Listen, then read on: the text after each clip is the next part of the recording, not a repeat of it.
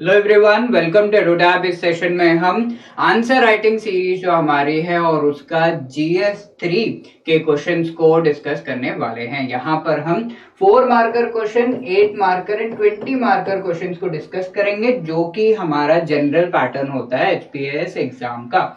तो इसमें हम सबसे पहला क्वेश्चन यहाँ पर देख लेते हैं और इन क्वेश्चंस को हमें आंसर करना चाहिए using something called a 3 step formula. ठीक है, इस 3 स्टेप्स में क्वेश्चन को समझना सबसे पहले, उसको स्ट्रक्चर करना और साथ में क्वेश्चन के आंसर में जो भी एक्स्ट्रा पॉइंट्स हम using reports, rankings, case studies add कर सकते हैं, उन्हें ऐड करना होता है। राइट गाइस, इसी तरीके से इन्हीं तरीकों को हम इस्तेमाल करके यहाँ पर इन क्वेश्चन को आंसर करने की कोशिश करते हैं। सबसे पहला क्वेश्चन 4 मार्क्स के लिए 60 वर्ड्स का आपके सामने है और ये क्वेश्चन ऑल्दो एग्जाम में ज्यादा पूछा नहीं गया है, बट देन पूछा जा सकता है। यहाँ पर ये क्वेश्चन है inclusive growth. What is inclusive growth? और ये है टॉपिक हमारा sustainable development and inclusive growth, जो कि GS3 पेपर का यूनिट 1 सब यूनिट 2 का इंपॉर्टेंट टॉपिक है। ठीक है, क्वेश्चन देखिए, क्वेश्चन को समझना है सबसे पहले कि यहाँ पर पूछा गया है व्हाट इज इंक्लूसिव ग्रोथ। हमें इंक्लूसिव ग्रोथ को सिंपली यहाँ पर एक्सप्लेन करना है और 4 मार्क्स के क्वेश्चन में मोस्टली एक ही चीज पूछी जाती है और उसे हमें यहाँ पर क्लियरली बताना है। तो माइक्रो क्वेश्चन यहाँ पर 4 मार्क्स में बनते नहीं है, ओनली वन थिंग को हमें अच्छे से एक्सप्लेन करना होता है। इंक्लूसिव ग्रोथ की अगर हम बात करें, ऑल्दो हमें इंक्लूसिव ग्रोथ को एक्सप्लेन करना है, इंक्लूसिव ग्रोथ खुद में ही 2 पार्ट्स में हम इसे डिवाइड कर सकते हैं। हम कह सकते हैं एक पार्ट, एक टर्म जो यहाँ पर है इंक्लूसिव, दूसरा टर्म ग्रोथ। तो हम धीरे धीरे दोनों चीजों को एक्सप्लेन करते हुए इसके कॉम्बिनेशन का मतलब क्या है वो हम बताएंगे। सबसे पहले हम एक जनरल डेफिनेशन दे देंगे कि इंक्लूसिव ग्रोथ होता क्या है। It is the economic growth that is distributed fairly across the society and creates opportunities for all। ठीक है, तो जब भी हम 4 मार्क्स का क्वेश्चन लिखते हैं उसमें क्रिस्प डेफिनेशन से, क्रिस्प जो टर्म्स हैं, फ्रेजेस हैं, उन्हें यूज करना बहुत ज्यादा जरूरी हो जाता है, क्योंकि वर्ड लिमिट हमारी कम है। बट देन बहुत सारी चीजें कई बार हो जाता है कि हमें आंसर करना पड़ता है, तो इन डेफिनेशंस को याद आपको करना होगा। इंक्लूसिव ग्रोथ का देखिए एक लाइन का डेफिनेशन है, it is the economic growth that is distributed. ठीक है, इकोनॉमिक ग्रोथ की तो हम बात करते ही हैं।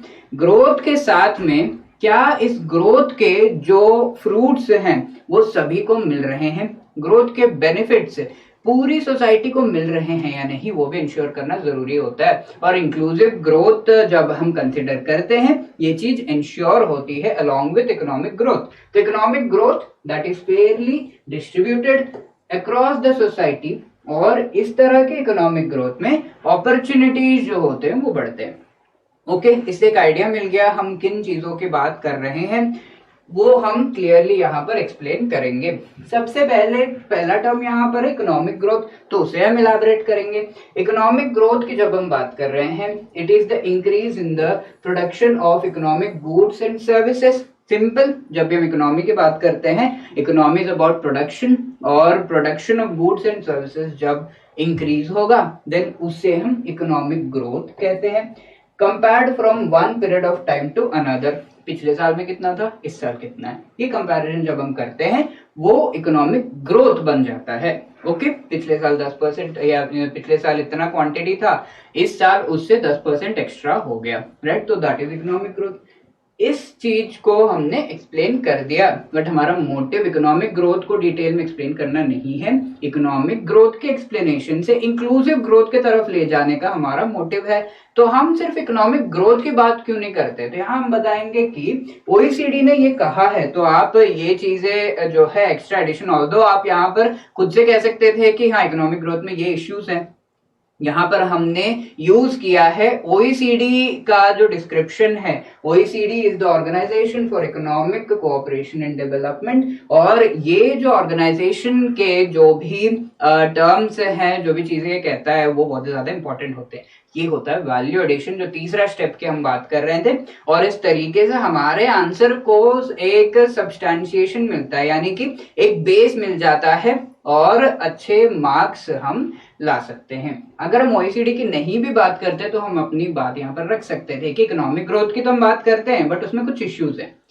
OECD का मेंशन करके हमने 1 मार्क या 1.5 मार्क एक्स्ट्रा यहाँ पर पा लिया, राइट। तो OECD के हिसाब से देयर आर 3 प्रॉब्लम्स। क्या है ये प्रॉब्लम्स जो कि दिखे थे 1990 से 2000 में? ये प्रॉब्लम्स क्या है? पॉवर्टी, अनएम्प्लॉयमेंट एंड इनइक्वालिटी, ठीक है। मेन इश्यूज ये है। इकोनॉमिक ग्रोथ तो होता है लेकिन जो बहुत ज्यादा पैसे वाले हैं उनके ही जो इनकम है वो बढ़ती जाती है, बाकी लोगों तक वो उसके जो बेनिफिट्स है वो नहीं पहुंच पाते। बाकी लोग क्या रह जाते हैं? बाकी लोग पुअर रह जाते हैं। और इसका मेन रीजन क्या होता है? क्योंकि ग्रोथ तो हो रहा है बट एम्प्लॉयमेंट नहीं बढ़ रहा है उस रेट से, अनएम्प्लॉयमेंट है। और ये सब क्या दिखाता है? एक तरह का इनइक्वालिटी। इनइक्वालिटी जब हम कह रहे हैं तो ये इनइक्वालिटी होता है इकोनॉमिक टर्म्स में, जो कि इस तरह के ग्रोथ में हमें देखने को मिलता है। बट ये इनइक्वालिटी इकोनॉमिक टर्म्स से, इकोनॉमिक इनइक्वालिटी से मैनिफेस्ट कर जाता है और ये एक political as well as social inequality को क्रिएट करता है, राइट। तो ये चीजें यहाँ पर हमें समझ में आ रही हैं, राइट। तो ये आपके एक्सप्लेनेशन के लिए, ऑल्दो ये चीजें हमें लिखने की जरूरत नहीं है, ब्रीफली जो कहा गया वो हमने लिख दिया।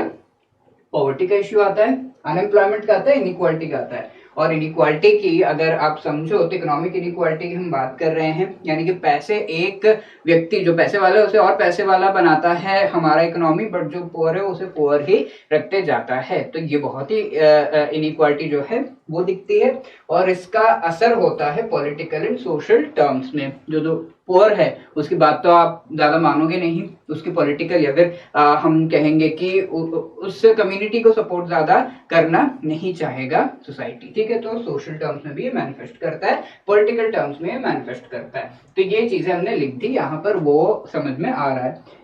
ये चीजें हैं। जरूरत क्या है हमें? इकोनॉमिक ग्रोथ में ये इश्यूज है तो करना क्या है? करना ये है कि इकोनॉमिक इंक्लूजन हमें लेकर आना है, ओके। जब हम इकोनॉमिक ग्रोथ के साथ इकोनॉमिक इंक्लूजन को ये दोनों को जोड़ते हैं तो इंक्लूसिव ग्रोथ आता है। और उसमें होता ये है कि opening up of economic opportunities, यानी कि एम्प्लॉयमेंट हम इंक्रीज कर रहे हैं। सबसे जरूरी चीज होती है कि हम एम्प्लॉयमेंट को इंक्रीज करने की कोशिश कर रहे हैं। और उस एम्प्लॉयमेंट को इंक्रीज करना जो है सिर्फ वही काफी नहीं है, इसके साथ हमें बढ़ाना होगा एक्सेस। जॉब्स तो क्रिएट कर दिए बट सोशल कंडीशंस हमारे सोसाइटी में, हमारे जो अलग अलग तरह के कंडीशंस हैं वो ऐसे हैं कि सभी लोग उन जॉब्स को पा नहीं पा रहे हैं। तो क्या करना है? स्किल डेवलपमेंट करो, सोसाइटी के कंडीशंस बेटर करो, जेंडर इक्वालिटी लेकर आओ। तो जेंडर टर्म्स में, place of birth, family background, age, इन सभी टर्म्स में हमें एक्सेस को बढ़ाने की कोशिश करनी है। एक एम्प्लॉयमेंट लाना है, साथ में एक्सेस को बढ़ाने की कोशिश करनी है और इसके साथ इंक्लूजन होगा, क्योंकि इसका कॉन्सिक्वेंस क्या होगा? It promotes poverty alleviation, employment and reducing inequality, ठीक है। इक्वालिटी बढ़ेगा, पॉवर्टी कम होगा। जब जॉब्स सबको मिलेंगे ऑब्वियसली पॉवर्टी कम होगा। एंड ऑल्सो यहाँ पर एक चीज आप ऐड कर सकते हो कि क्वालिटी ऑफ जॉब्स भी हम सही जो है वो देखें। जॉब्स बढ़ाने का मतलब ये नहीं है कि जो लो ग्रेड के जॉब्स है वही हम बढ़ा रहे हैं। क्वालिटी ऑफ जॉब्स भी हमें बढ़ाने हैं, स्किल डेवलपमेंट करना है, उन तक एक्सेस बढ़ाना है और इसका कॉन्सिक्वेंस ये होगा। इन दोनों को जोड़ो तो इंक्लूसिव ग्रोथ आता है। तो देख रहे हो आप किस तरीके से 4 मार्क्स के क्वेश्चन में भी, जो कि एक पॉइंट वाइज हम लिखते हैं, वहां पर भी इतना बढ़िया फ्लो लाने का हमारे पास चांस होता है। और ऐसे आप लिखोगे तो बहुत ही बढ़िया मार्क्स मिलेंगे। इसे आप थ्रू फ्लो चार्ट भी एक्सप्लेन कर सकते थे, ये एक तरीका हो गया। Thus inclusive growth ensures that benefits of growth reach everyone and economic growth and inclusion are simultaneously achieved। ठीक है, ये हम छोटा सा यहाँ पर कंक्लूजन लिखेंगे। इस आंसर में जरूरी है क्योंकि यहाँ पर 4 मार्क्स के लिए 4 पॉइंट जो है वो सही सही जो इवैल्यूएटर उसे नहीं दिखेंगे, तो यहाँ पर आपको एक कंक्लूजन लिखना पड़ेगा। आगे बढ़ते हैं। ये अगेन एक टॉपिक है international financial and economic organisations का, इससे related world trade organisation WTO पर क्वेश्चन 2019 में आ चुका है। क्या था? रोल एंड ऑब्जेक्टिव्स क्या है WTO के, ये पूछा गया है। इस टॉपिक में सिर्फ WTO नहीं, IMF है, IBRD यानी कि जो वर्ल्ड बैंक ग्रुप है उसके बारे में है, OECD के बारे में है एंड ब्रिक्स के बारे में भी यहाँ पर ये जो टॉपिक है उसमें मेंशन है। तो ये टॉपिक है GS3 पेपर का यूनिट 1 सब यूनिट 2, ठीक है। हमारा क्वेश्चन है explain the role and objectives of IMF. ठीक है, तो यहाँ पर कई सारे माइक्रो क्वेश्चन बन रहे हैं। पहला तो आपको आईएमएफ के बारे में लिखना होगा, इसकी एस्टेब्लिशमेंट किस तरीके से हुई है, थोड़ी सी बैकग्राउंड आपको बताना होगा। उसी के बेसिस पर आप बता पाओगे कि उसके ऑब्जेक्टिव्स क्या है और ये किस तरीके का रोल प्ले करता है। ठीक है, रोल क्या है ग्लोबल इकोनॉमी में या फिर कहीं भी, राइट। तो आईएमएफ के बारे में सबसे पहले हम लिखेंगे 120 वर्ड्स 8 मार्क्स का क्वेश्चन ये है। आईएमएफ हम कह रहे हैं एक इंटरनेशनल ऑर्गेनाइजेशन है पहले तो, एंड आईएमएफ की ऑब्वियसली आपको फुल फॉर्म तो पता होनी ही चाहिए, international monetary fund, international organisation. सबसे इंपॉर्टेंटली प्रमोट कर रहा है economic growth and financial stability को। ठीक है, तो ये सबसे इंपॉर्टेंट चीज है कि आईएमएफ फाइनेंशियल स्टेबिलिटी को प्रमोट करता है। ओके, फाइनेंशियल स्टेबिलिटी कहां पर, ग्लोबल इकोनॉमी में। इसके साथ इंटरनेशनल ट्रेड, तो उसका एक कॉन्सिक्वेंस क्या है कि जब फाइनेंशियल स्टेबिलिटी होगी इंटरनेशनल ट्रेड को भी वो प्रमोट करेगा।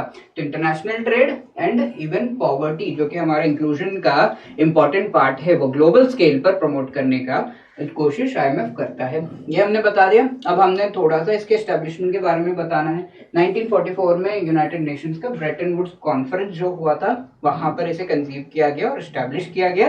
ब्रेटन वुड्स ट्विंस, इसी वजह से आईएमएफ एंड वर्ल्ड बैंक को कहा जाता है, वर्ल्ड बैंक भी वहां पर बना था। इसके साथ में हम बता रहे हैं जो कंट्रीज वहां पर थे, build international economic cooperation and avoid, तो इसका हिस्टोरिकल बैकग्राउंड हम बता रहे हैं। जो ग्रेट डिप्रेशन हुआ था 1930s में, इस तरह की सिचुएशन फिर से ना हो, उसे अवॉइड करने के लिए ये इंस्टीट्यूशन को हमने एस्टैब्लिश किया है। ओके, ताकि इंटरनेशनल और ग्लोबल इकोनॉमी को हम अच्छे से संभाल सके। आगे हम ये बता रहे हैं कि ऑब्जेक्टिव्स क्या है आईएमएफ के। यहाँ पर एक कनेक्टिंग लाइन भी आप डाल सकते हो कि the objectives of IMF are this as follows. ठीक है, इस तरह से आप डाल सकते हो, या फिर let us understand the objectives of IMF, ऐसे आप ऐड कर सकते हो, राइट। यहाँ पर हम बता रहे हैं कि ऑब्जेक्टिव्स क्या है। सबसे पहला ऑब्जेक्टिव ऑब्वियसली जिस तरीके से मैंने बताया बहुत ज्यादा जरूरी है, वो है financial stability and monetary cooperation.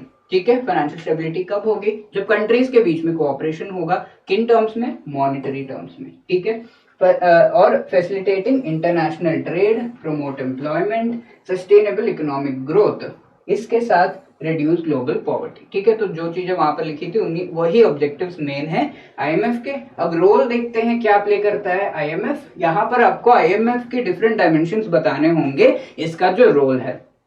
पहला यहाँ पर डायमेंशन क्या है, creation of monetary reserve currency. ठीक है, तो स्पेशल ड्रॉइंग राइट्स, जिसे हम एसडीआर भी कहते हैं, उसे क्रिएट करने का सबसे पहला रोल है यहाँ पर। और ये एसडीआर जो होता है, ये अलग अलग कंट्रीज को, जो भी मेंबर कंट्रीज हैं, उन्हें राइट्स मिलते हैं। ये करेंसी नहीं है, ये एक्चुअली एक राइट है कि वो इन राइट्स को एक्सचेंज कर सके विथ करेंसीज। ठीक है, करेंसीज के लिए अपने इन राइट्स को वो एक्सचेंज कर सके। यानी कि अगर इंडिया को डॉलर्स चाहिए, इंडिया को 10 एचडीआर दे रखे हैं, तो एक एचडीआर पर लेट से $10 मिल जाते हैं, तो वो 2 एचडीआर को जो है कन्वर्ट कर सकता है $20 में, राइट। तो इस तरीके से राइट्स मिलते हैं कि अलग अलग करेंसीज को वो जब भी जरूरत है तब उन करेंसीज को वो ले सके। तो वो मेनली किया जाता है जो हमारा फॉरेन एक्सचेंज का रिजर्व है, उसमें वेरिएशंस लाने के लिए। और एक्चुअली हमने ये चीज यूज की थी 1991 के इकोनॉमिक क्राइसिस को टाइड करने के लिए, राइट। तो ये सबसे इंपॉर्टेंट चीज है जो रोल आईएमएफ प्ले करता है। और ये जो एचडीआर है वो एक सप्लीमेंट है जो हमारे ऑलरेडी करेंसीज हैं। इसका एक एप्लीकेशन हम इसके बारे में बता सकते हैं, एक फ्लो चार्ट आप बना सकते हो। कोविड-19 वैक्सीन का जो प्रोक्योरमेंट है उसमें हेल्प कर सकता है। जिस तरीके से एचडीआर किसी कंट्री को मिले हैं, उस एचडीआर को करेंसी से जो है एक्सचेंज कर सकता है वो कंट्री, और वो जो है वैक्सीन अलग अलग कंट्रीज से वो खरीद सकता है। ओके, करेंसीज अलग अलग तरह के उसके पास है, अब वो खरीद सकता है। तो ये एक एप्लीकेशन हो गया। सर्वेलेंस में भी हेल्प करता है क्योंकि बहुत सारा डेटा कलेक्ट करता है, और वर्ल्ड इकोनॉमिक आउटलुक रिपोर्ट को भी रिलीज किया जाता है। साथ में कैपेसिटी बिल्डिंग, जहां पर टेक्निकल असिस्टेंस आईएमएफ के द्वारा प्रोवाइड किया जाता है ग्लोबल इकोनॉमी से किस तरीके से अलग अलग कंट्रीज जो है वो लिंक कर सकते हैं और प्रॉफिट कर सकते हैं। ट्रेनिंग, पॉलिसी, एडवाइस ये सब दी जाती है। साथ में लेंडिंग, जहाँ पर लोन्स भी आईएमएफ देता है, ठीक है, लोन्स देता है, और साथ में जो एचडीआर है उन्हें एक्सचेंज करके फॉरेन करेंसीज भी आईएमएफ जो है इश्यू करता है। और इस पूरे चीज को हम कोटा सिस्टम कहते हैं, यानी कि इंडिया का कुछ एचडीआर उसे एलोकेट किया होगा और वो इंडिया का कोटा है। और ये कोटा सिस्टम जो है वो प्रमोट करता है कंसेंसस बेस्ड डिसीजन मेकिंग, यानी कि सारे कंट्रीज एक साथ मिलकर डिसाइड करते हैं, कोटा के बेसिस पर कितना वोटिंग राइट है वो भी डिसाइड होता है, और उस वोटिंग राइट के बेसिस पर कितना पार्टिसिपेशन उस कंट्री का इस जो ऑर्गेनाइजेशन के डिसीजन मेकिंग में है वो भी डिसाइड होता है, राइट। तो इस तरीके से आईएमएफ का रोल है, तो हम बताएंगे। एंड यहाँ पर हम कहेंगे कि activities and presence ensure support to the countries of the world, creating, accelerating and resilient global economy के लिए जरूरी है, राइट। आगे बढ़ते हैं। यहाँ थर्ड क्वेश्चन आपके सामने 400 वर्ड्स आपको यहाँ पर लिखने हैं 20 मार्क्स के लिए। ये है historical evolution of Indian space programme, lunar interplanetary earth observation missions, ये टॉपिक से रिलेटेड, जो कि GS3 पेपर यूनिट 2 सब यूनिट 1 का है। यहाँ पर प्रीवियसली क्वेश्चन पूछा गया है, मोस्टली जो स्पेस टेक्नोलॉजी है उससे क्वेश्चंस आते हैं, और स्पेस टेक्नोलॉजी को जनरल जो इश्यूज हैं और जनरल मैन के जो रिक्वायरमेंट्स है उससे लिंक करने की कोशिश की जाती है। कई बार स्पेस टेक्नोलॉजी को अलग अलग स्कीम्स से लिंक किया जाता है, तो ये लिंकेज जो है वो बहुत ज्यादा जरूरी है, और उसी हिसाब से आपको क्वेश्चंस एंड आंसर्स प्रिपेयर करने होंगे, वैसे ही किया गया है। यहाँ पर देखिए, India second to none in the field of space technology, ये पूछा गया था। Earth observation satellites and missions के बेसिस पर इसे बताओ, कहा गया था 20 मार्क्स के लिए, 2017 में आया था। ऐसे 20 मार्क्स के लिए थोड़ा सा अलग क्वेश्चन अगर हम देखें, India space technology to the needs of man and society, ठीक है, किस तरीके से हेल्प करता है मैन एंड सोसाइटी को, ये हमने पूछा अर्थ ऑब्जर्वेशन मिशंस के बेसिस पर। तो सबसे पहले इसरो जो है उसके बारे में हम थोड़ा सा बताएंगे। हमारे पास जो है लिबर्टी होती है, बहुत सारे वर्ड्स हैं, 400 वर्ड्स, उन्हें यूज करने का। यहाँ पर हम बताएंगे ISRO has the vision of harnessing space technology for national development while pursuing space science research, planetary exploration, and its satellites has furthered this vision. तो नेशनल डेवलपमेंट के लिए वो स्पेस टेक्नोलॉजी को हार्नेस करने का विजन इसरो का है, ये विजन आपको याद रख लेना है, राइट। कहीं भी आप इसको जो है यूज कर सकते हो। स्पेस टेक्नोलॉजी पर पक्का 20 मार्क्स क्वेश्चन आने ही वाला है आपके GS3 पेपर में, बहुत ही जरूरी टॉपिक। अर्थ ऑब्जर्वेशन सैटेलाइट्स के बेसिस पर हम ये चीजें कह रहे हैं। अर्थ ऑब्जर्वेशन सैटेलाइट और उनके एप्लीकेशंस मैन एंड सोसाइटी को हेल्प करते हैं, ये चीज हम कहेंगे, और वो चीज हमें यहाँ पर लिखना होगा।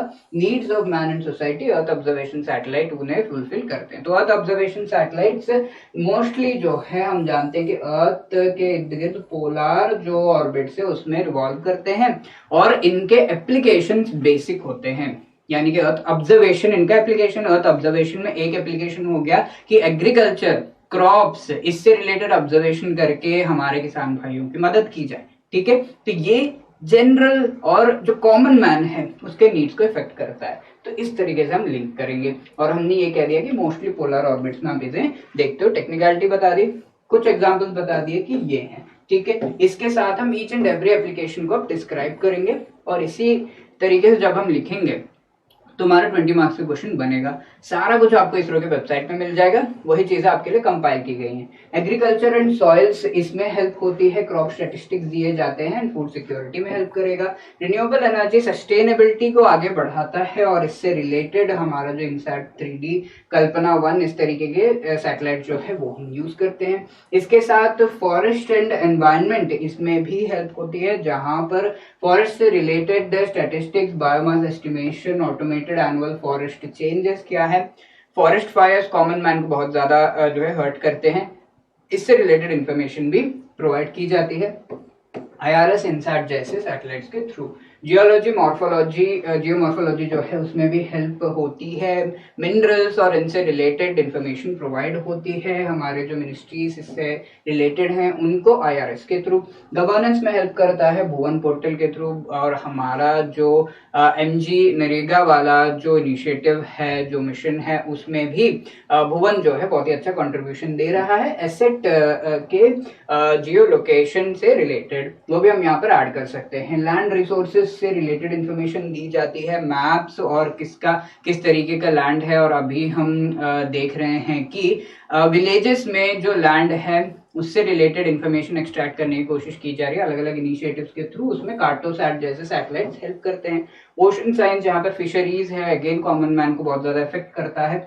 ओशन सैट 2, सरल, स्कैटसैट, ये सब इसमें हेल्प करते हैं। अब रूरल डेवलपमेंट, इसमें भी हेल्प होती है, जैसे कि हमारा इंटीग्रेटेड वाटरशेड मैनेजमेंट प्रोग्राम, उसमें बहुत ही ज़्यादा स्पेस टेक्नोलॉजी का यूज होता है। साथ में जीआईएस जो हमारे जियोग्राफिकल इंफॉर्मेशन सिस्टम है वो अलग अलग एप्लीकेशंस में यूज होती है रूरल डेवलपमेंट के। अर्बन डेवलपमेंट में भी यही चीज है। और यहाँ पर हाई रेजोल्यूशन सैटेलाइट डेटा, जिस तरीके से हमारा नेविगेशन सिस्टम हम डेवलप कर रहे हैं वो भी बहुत ज़्यादा हेल्प कर रहा है, along with initiatives like smart cities, वो सब का भी आप मेंशन कर सकते हो। वाटर रिसोर्सेस, ये जो अर्थ ऑब्जर्वेशन सैटेलाइट्स है वो उनसे रिलेटेड इंफॉर्मेशन देते हैं। और जिस तरीके से अभी कैलामिटीज हो रहे हैं, फ्लड्स आ रहे हैं, स्पेस टेक्नोलॉजी बहुत ज्यादा इंपॉर्टेंट रोल प्ले करता है in disaster management in such situations also, वो भी आप ऐड कर सकते हो। वेदर एंड क्लाइमेट जो मैंने अभी कहा, राइट। तो इस तरीके से अर्थ observation satellites of ISRO have helped in different spheres and hold promise for further contribution towards the improvement of man and society। ये चीज आप in the conclusion लिख सकते हो। और ऐसे आप इन क्वेश्चंस को आंसर कर सकते थे, तीनों क्वेश्चंस को। और इसके साथ में हम जानते हैं कि हमारा जो एचपीएस एग्जाम का जो प्रीलिम्स एग्जाम है उसका डेट आ चुका है। और अगर आप प्रीलिम्स की प्रिपरेशन कर रहे हो और मॉक टेस्ट नहीं दे रहे हो तो बहुत बड़ी गलती कर रहे हो।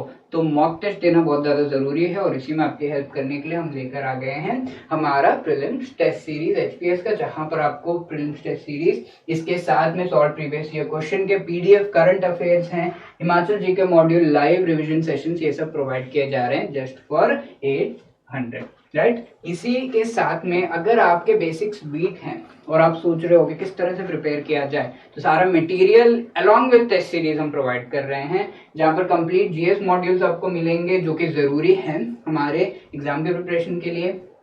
प्रीलिम्स टेस्ट सीरीज हो गया, सीसैट के मॉड्यूल, हिमाचल जीके के मॉड्यूल जो कि बहुत ही बड़ा इश्यू होता है कई बार, वो आपको प्रोवाइड किए जाएंगे। कंप्लीट करंट अफेयर्स भी आपको प्रोवाइड किए जाएंगे 2400 रुपीज में। और इन कोर्सेज का लिंक आपको डिस्क्रिप्शन में मिल जाएगा। इसी तरीके से आप आंसर राइटिंग प्रैक्टिस करते रहिए और अपने एग्जाम के लिए प्रिपरेशन करते रहिए। Thank you so much. जय हिंद, जय भारत।